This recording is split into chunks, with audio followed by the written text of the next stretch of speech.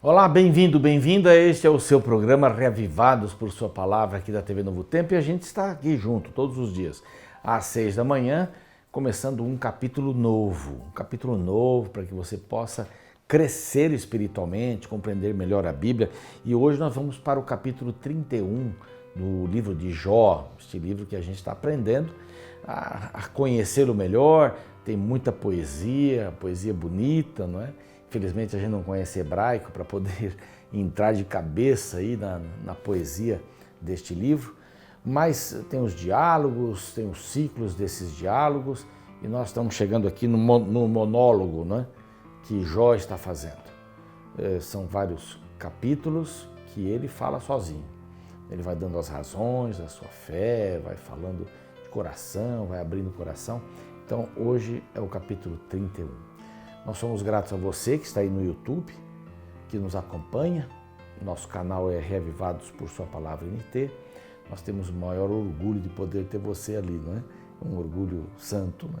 São mais de 105 mil pessoas inscritas e há várias pessoas que veem o programa todos os dias, fazem seus comentários ali e ficamos muito felizes com você. Se porventura você ainda não está inscrito, vá lá, se inscreva, porque há uma situação muito importante no YouTube. Você pode copiar o link e mandar para as outras pessoas, um capítulo por dia. E à meia-noite, o novo programa vai para o ar, tá bom?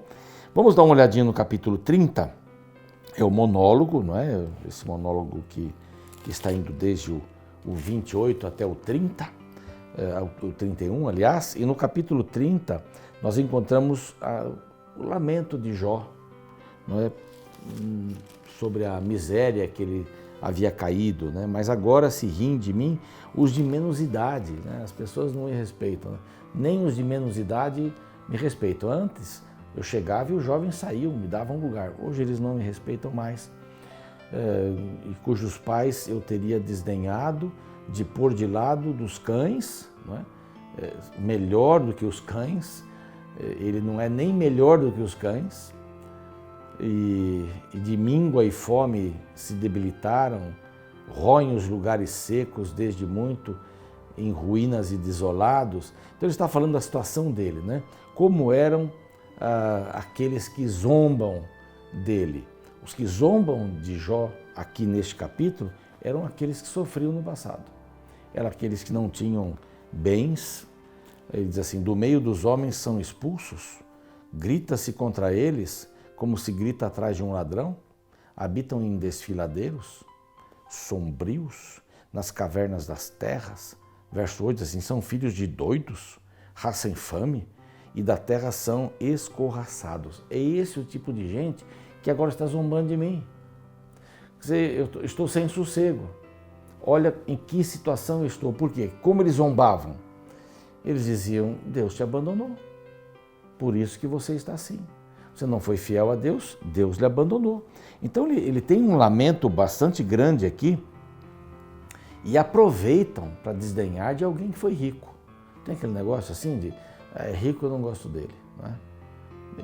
Então tem que sofrer mesmo. E quando perde as coisas, ficam felizes ou perseguem pela pessoa ser rica, ou ter dinheiro, ter bens, ter alguma coisa. Nem todo rico é ladrão e nem todo pobre é ladrão também, não é? Então, aqui são essas pessoas que vieram sobre ele e ele dá um clamor, né? Um clamor de socorro. Eu sou irmão de chacais, ele diz lá no verso 29, né? Ando de luto sem a luz do sol, então eu estou sofrendo. Eu sou perseguido por aqueles que eram os piores na minha época. Aqui, inclusive, ajudei. Eu ajudei o órfão, ajudei o pobre, o indefeso, mas eu estou nessa situação. E agora a gente vai para o capítulo de hoje, que é o capítulo 31, logo depois do intervalo.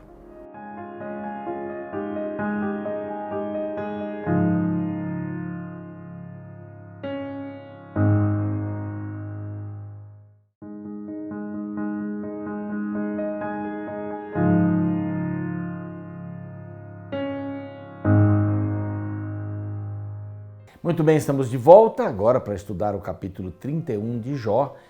Este é o capítulo de hoje, é um processo mundial. A Igreja Adventista já está fazendo pela segunda vez essa leitura da Bíblia, o estudo da Bíblia, um capítulo por dia. E muita gente está envolvida nisso. Neste horário, na TV, nós temos muitas pessoas que nos acompanham, porque querem começar o dia com Deus. Buscai, pois, em primeiro lugar, o reino de Deus, sua justiça. Então é muito importante que você esteja ligado conosco nesse processo mundial. Pessoas aí com os diversos idiomas e geografias estão lendo o mesmo capítulo que você e eu lemos aqui no Brasil. Então, parabéns por escolher estar com a gente aqui. Eu quero oferecer para você 2 presentes aqui da TV Novo Tempo. Vou aparecer nessa câmera aqui, mostrar aqui. O primeiro deles é o pastor Gilson Brito apresentando Paulo, mensageiro da cruz. Então, Paulo e Jesus, Paulo e a morte, Paulo e a prosperidade, Paulo e a sexualidade. 15 temas importantes sobre este assunto de Paulo, não é? Envolvendo as lições de Paulo. E este pastor Luiz Gonçalves, você encontra a verdade. Verdade em 20 temas. A verdade da Bíblia. Temas escolhidos, temas bem preparados, um pouco aqui, um pouco ali da Bíblia, né? Então, a verdade sobre a origem do mal, esse é um tema dos mais importantes.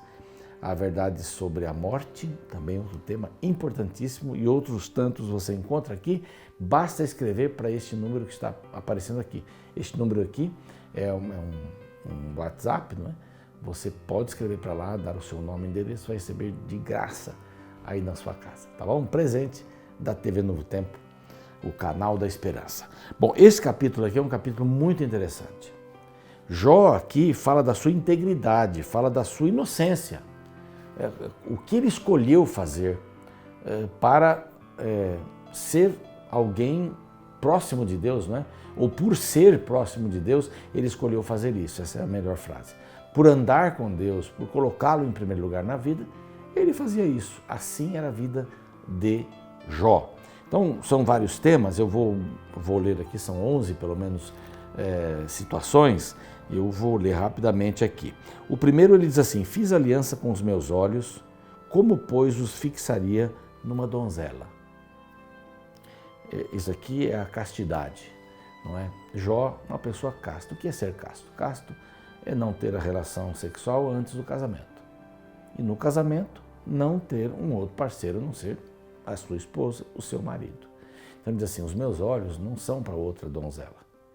Eu não vou me fixar os olhos e só olhar para uma donzela não significa nada. Mas pensar alguma coisa, querer alguma coisa, Jesus disse: se olhar para uma mulher com intenção impura, já adulterou com ela. Então o primeiro item aqui é a respeito da castidade. Ele diz assim no final: ou não vê Deus os meus caminhos? Será que Deus não sabe o que eu estou vendo? Aqui é um problema sério de pornografia que nós estamos enfrentando no mundo, no mundo. Então, muitas pessoas aí, há estatísticas, não vou nem mencioná-las aqui, mas pessoas que vivem de pornografia o tempo inteiro. E o segundo item é ser verdadeiro e sincero. Então, se andei com falsidade e se o meu pé se apressou para o engano, pese-me Deus em balanças fiéis e conhecerá a minha integridade. Então, integridade é o outro item. Quem era Jó? Jó se declara inocente, íntegro, castidade, se dava a verdade e a sinceridade. O terceiro, vem aqui no versos 7 a 8, retidão e pureza. Se os meus passos se desviaram do caminho, se o meu coração segue os meus olhos e se as minhas mãos se apegou qualquer, se as minhas mãos, né, crase, se apegou qualquer mancha, então semeei eu e outro coma e sejam arrancados os renovos do meu campo. Então, sempre com a pureza e a retidão. No verso 9 até o 12, a gente encontra fidelidade no voto matrimonial. Bom, hein? Eu vou falar nessa câmera aqui que está um pouco mais próximo, né? Se o meu coração se deixou seduzir por causa de mulher, se andei à espreita à porta do próximo, então moa minha mulher para outro, e outros se encurvem sobre ela. Pois seria isso, um crime hediondo, delito à punição dos juízes. Fidelidade ao voto matrimonial. Ele fala uma outra coisa aqui do 13 ao 15, né? Fidelidade aos servos. Se desprezei o direito do servo ou da minha serva quando eles contendiam comigo, então que faria eu quando Deus se levantasse? Não é? Eu respeito o servo e a serva. Ele era fiel. Há um conceito muito interessante aqui, no verso 15. Aquele que me formou no ventre materno, não os fez também a eles? Quer dizer, eles não são iguais a mim? Eles não devem ser respeitados? Então vamos lá dar uma recapitulada. Ele fala sobre a castidade, olhar para uma outra donzela? Não. Fala sobre verdade e sinceridade. Fala sobre retidão e pureza. Ele fala sobre fidelidade ao voto matrimonial. Isso é importantíssimo, especialmente nos nossos dias. Ele tinha essa conduta e nós também devemos ter essa conduta. Se casamos com uma pessoa, se dedicamos, estamos dedicando nossa vida a essa pessoa, vamos ser fiéis ao voto. Qual é o voto matrimonial? Não é? Eu decido amar, honrar, proteger a fulana, o fulano, não é? Me dedicando somente a ele, na alegria ou a ela, na alegria, na tristeza, na juventude, na velhice, na riqueza, na pobreza, na enfermidade e na saúde. Os mais variados aí, momentos da vida. Então, fidelidade a esta pessoa nessas circunstâncias. Eu conheço alguém que ficou tetraplégico, né? E a esposa foi embora um dia, o deixou ali em casa, aliás, paraplégico, e não tinha mais as funções sexuais. E ela escreveu para ele dizendo, já faz uns anos, eu não me casei com uma pessoa pela metade, eu casei com uma pessoa inteira, então eu estou indo embora, não é? Na doença e na saúde, né? Foi a minha vontade naquele dia. Tem um outro amigo que também não tem as funções e alguém se casou com ele, são felizes, estão bem, se amam, não é? E mantêm fiéis aí os seus votos matrimoniais. Fidelidade aos servos, não é? Do 16 em diante, ele fala sobre benevolência aos indefesos. Se retive o que os pobres desejavam, ou os fiz desfalecer aos olhos da viúva, ou se sozinho comi o meu bocado e o órfão dele não participou.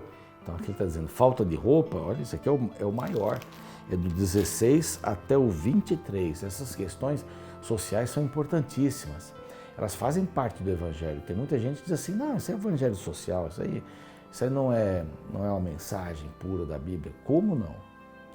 Qual parte do Evangelho não é social? Não tem que ver com transformação, não tem que ver com mudança de vida. Qual parte não é?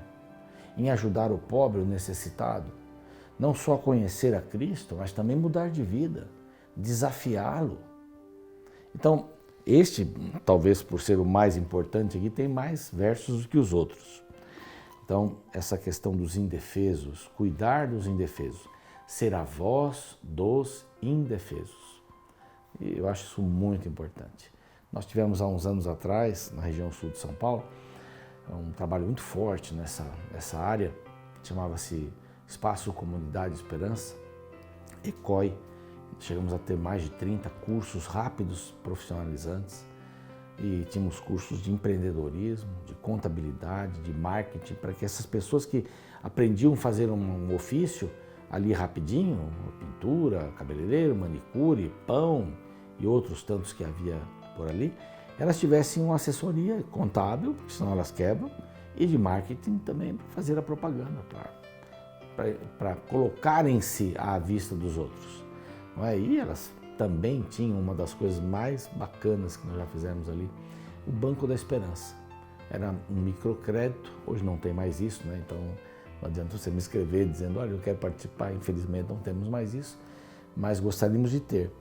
O Banco da Esperança financiava uma cooperativa, microcrédito, 2, 3 mil reais, não passava de 3 mil reais, para a pessoa comprar o seu kit lá de cabeleireiro, o seu kit de pintura, o seu kit da padaria. Ela pagava depois de 6 meses, com 1% ao ano, 36 meses as prestações, 6 meses de carência. Então, ajudar os indefesos, participar da vida deles, da decisão deles.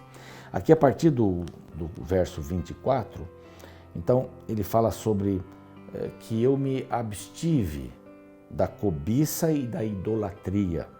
Disse assim, se no ouro pus a minha esperança, ele não fez isso. Ele tem muito se aqui, né? Se eu fiz isso com os pobres, se. Então, se no ouro pus a minha esperança, ou disse ao ouro fino, em ti confio, se me alegrei por ser grandes os meus bens, né? Isso daqui não está certo. Então, aqui ele diz no final, também isso seria delito e punição, a punição do juiz, sempre ele está fazendo isso aqui. Então, a abstinência, né, da cobiça e também da idolatria. A cobiça é uma coisa bem ruim, né? Cobiça é querer ter o que o outro tem, mas não é só isso. Eu não fico feliz em saber que o outro ainda tem aquilo que eu desejava ter e ele já tinha. Eu quero agora que ele não tenha mais. Esse é o segundo estágio da cobiça. O primeiro é ter a mesma coisa, o segundo é ele não ter mais, ou eu ter um melhor do que o dele. Isso daí desencadeia também a idolatria. Temos aqui do verso 29 e 30, então, bondade para com os inimigos, até isso. E o verso 28 diz assim, se me alegrei da desgraça do que me tem ódio, e se exultei quando o mal o atingiu, também não deixa de pecar, e não deixei de pecar a minha boca, pedindo com imprecações a sua morte. Quer dizer, eu não estou fazendo uma coisa ruim, mas eu não fiz isso. O verso 31 e 32, hospitalidade. Se a gente da minha tenda não disse, quem haverá aí que não se saciou de carne provida por ele? O estrangeiro não pernoitava na rua. As minhas portas estavam abertas. Que lindo isso, é hospitalidade. Hospitalidade é uma das características mais lindas aqui das comunidades, né? Ou da vida em comunidade. Quando você pode abrigar na sua casa. Você abriga a pessoa na sua casa, você está abrigando no seu coração. Não é? Ele diz assim, o estrangeiro nunca dormiu na rua. Você pode dizer assim, mas hoje é complicado esse negócio, né? Vai chamar uma pessoa que ele não conhece para dormir em casa? Realmente é complicado hoje. Mas a hospitalidade, falando de hospitalidade no Antigo Testamento, e sobre a história de Abraão e tal, homens chegaram a hospedar anjos e não sabiam. Então, hospitalidade é uma característica linda. Do 33 ao 37, então nós temos aqui a isenção de pecados secretos. Eu não tenho pecados secretos. Então assim, eis aqui a minha defesa assinada. Eu não tenho pecados secretos. Por que ele fala isso? Porque justamente ele estava julgando a Deus, não é? Senhor, eu não fiz nada para merecer esse mal. Então o Senhor me explica isso, porque eu não tenho pecados secretos. Do 38 ao 40, a gente encontra a última parte, honestidade em questões de propriedade. O que é dos outros, o que é meu, o trigo que eu produzo é meu, o outro trigo do outro é do outro.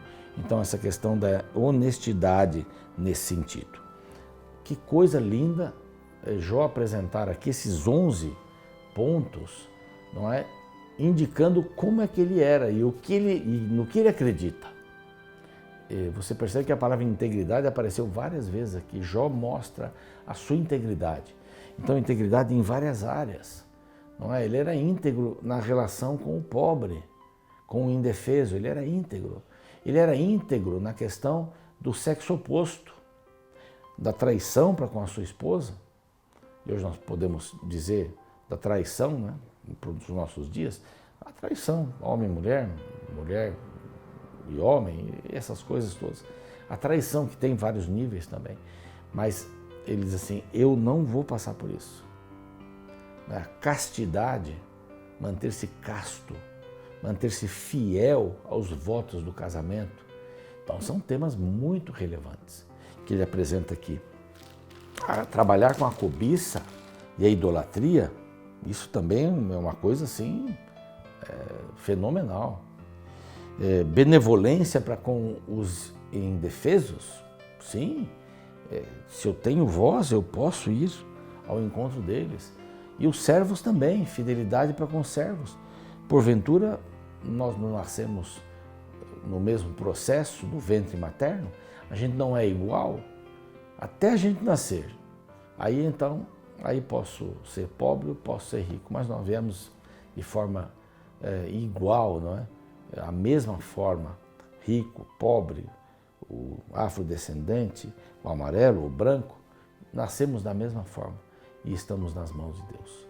Que Deus te abençoe e possamos aprender com esses itens aqui, dessa integridade, da inocência apresentada por Jó neste monólogo, né, no capítulo 31. Aqui ele termina, e termina bem, termina muito bem essa sua participação aqui, esse monólogo. E agora nós vamos ver o discurso de Eliú no próximo capítulo, né? Aí ele bate firme, amigo dos amigos de Jó também. Vamos orar? Pai bondoso, que possamos seguir este exemplo de Jó, né? Que coisa linda poder tomar decisões na área do casamento, da fidelidade, da castidade, dos negócios, do olhar para fora para aqueles que necessitam. Nós estamos aqui agradecidos ao Senhor, porque essas lições estão na Tua Palavra e nós podemos segui-las agora, nesse momento, com a Tua bênção e com a Tua direção por Jesus. Amém. Chegamos ao final de mais um programa.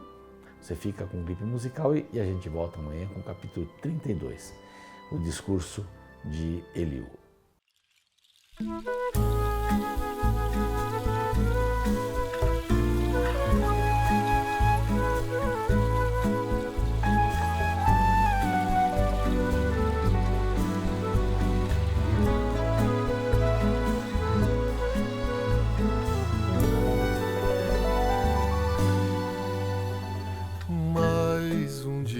Lindo à beira-mar, redes preparadas para pescar, velas ao sol cortando o céu azul, levando a ilusão da vida melhorar.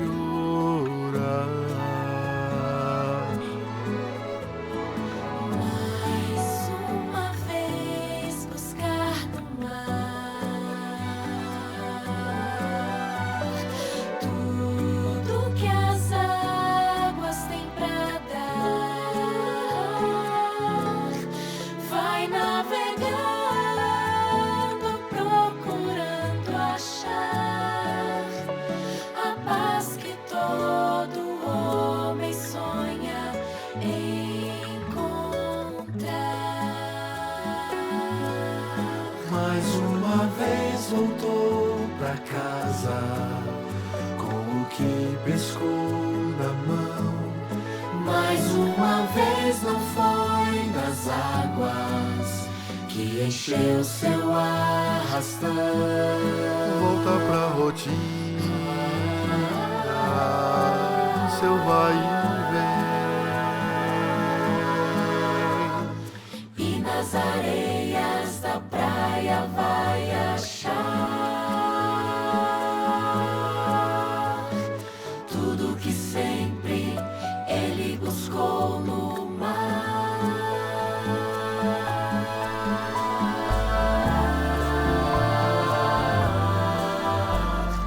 Lá na praia Cristo apareceu e um convite estranho ofereceu. Venha comigo, deixe o mar pra trás. E em pescador